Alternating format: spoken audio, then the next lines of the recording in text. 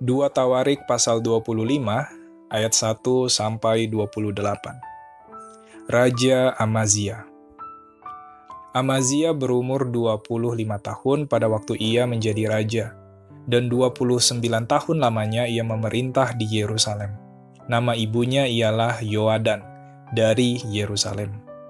Ia melakukan apa yang benar di mata Tuhan, hanya tidak dengan segenap hati. Segera sesudah kuasa kerajaan itu kokoh di tangannya, dibunuhnyalah pegawai-pegawainya yang telah membunuh raja, yaitu ayahnya. Tetapi anak-anak mereka tidak dihukum mati olehnya, melainkan ia bertindak sesuai dengan apa yang tertulis dalam Taurat, yakni kitab Musa di mana Tuhan telah memberi perintah. Janganlah ayah mati karena anaknya, janganlah juga anak mati karena ayahnya, melainkan setiap orang harus mati karena dosanya sendiri. Lalu Amazia mengumpulkan orang Yehuda dan menyuruh mereka, yakni seluruh orang Yehuda dan Benyamin, berdiri menurut puak-puaknya di bawah kepala-kepala pasukan 1.000 dan kepala-kepala pasukan 100. Ketika ia menghitung mereka yang berumur 20 tahun ke atas, didapatinya 300.000 teruna yang sanggup keluar berperang dengan tombak dan perisai. Selain itu, ia menyewa 100.000 pahlawan yang gagah perkasa dari Israel dengan bayaran 100 talenta perak. Tetapi seorang abdi Allah datang kepadanya dan berkata, "Ya Raja, janganlah tentara Israel dibiarkan bergabung kepada tuanku, karena Tuhan tidak menyertai Israel, yakni semua Bani Efraim ini.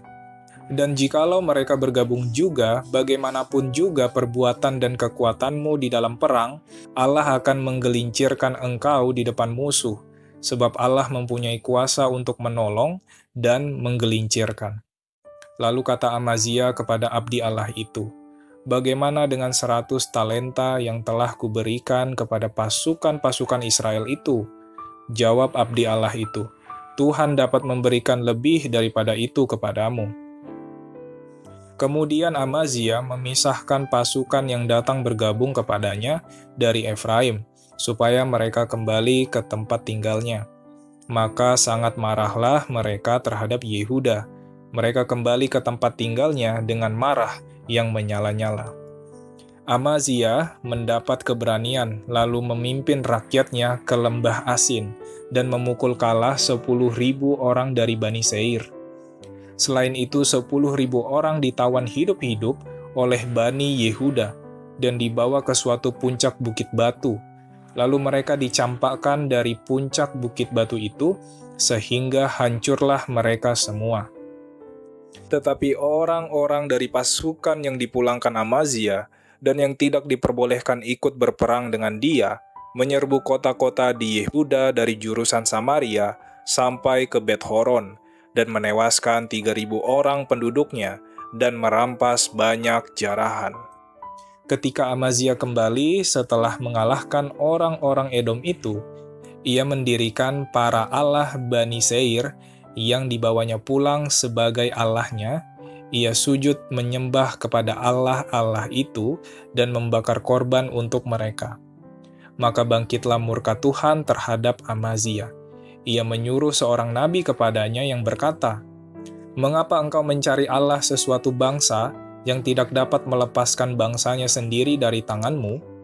Waktu nabi sedang berbicara, berkatalah Amazia kepadanya, "Apakah kami telah mengangkat engkau menjadi penasihat raja? Diamlah, apakah engkau mau dibunuh?"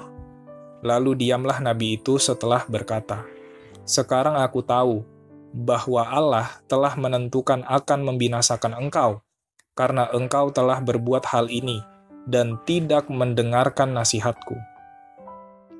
Kemudian Amazia Raja Yehuda mengadakan perundingan, lalu menyuruh orang kepada Yoas bin Yoahas bin Yehu, Raja Israel, mengatakan, "Mari kita mengadu tenaga." Tetapi Yoas Raja Israel menyuruh orang kepada Amazia Raja Yehuda mengatakan, "Onak yang di Gunung Libanon mengirim pesan kepada pohon aras yang di Gunung Libanon, bunyinya, 'Berikanlah anakmu perempuan kepada anakku laki-laki, menjadi istrinya.' Tetapi binatang-binatang hutan yang ada di gunung Libanon itu berjalan lewat dari sana, lalu menginjak onak itu. Pikirmu engkau sudah mengalahkan Edom, sebab itu hatimu mengangkat-angkat dirimu untuk mendapat kehormatan. Sekarang tinggal saja di rumah. Untuk apa engkau menantang malapetaka sehingga engkau jatuh, dan Yehuda bersama-sama engkau? Tetapi Amazia tidak mau mendengarkan, sebab hal itu telah ditetapkan Allah yang hendak menyerahkan mereka ke dalam tangan Yoas, karena mereka telah mencari Allah orang Edom. Sebab itu majulah Yoas, Raja Israel, lalu mengadu tenagalah mereka, ia dan Amazia, Raja Yehuda, di Bet-Semes, yang termasuk wilayah Yehuda. Yehuda terpukul kalah oleh Israel, sehingga masing-masing lari ke kemahnya. Yoas, Raja Israel, menangkap Amazia, Raja Yehuda, anak Yoas bin Yoahas di Bet-Semes, lalu Yoas membawa dia ke Yerusalem. Ia membongkar tembok Yerusalem dari pintu gerbang Efraim sampai ke pintu gerbang sudut 400 hasta panjangnya. Sesudah itu ia mengambil segala emas dan perak, dan segala perkakas yang terdapat dalam rumah Allah, dan yang berada di bawah pengawasan keluarga Obed-Edom, juga perbendaharaan istana raja, dan orang-orang sandera, kemudian pulanglah ia ke Samaria. Amazia bin Yoas, Raja Yehuda, masih hidup 15 tahun lamanya, sesudah Yoas bin Yoahas, Raja Israel, mati.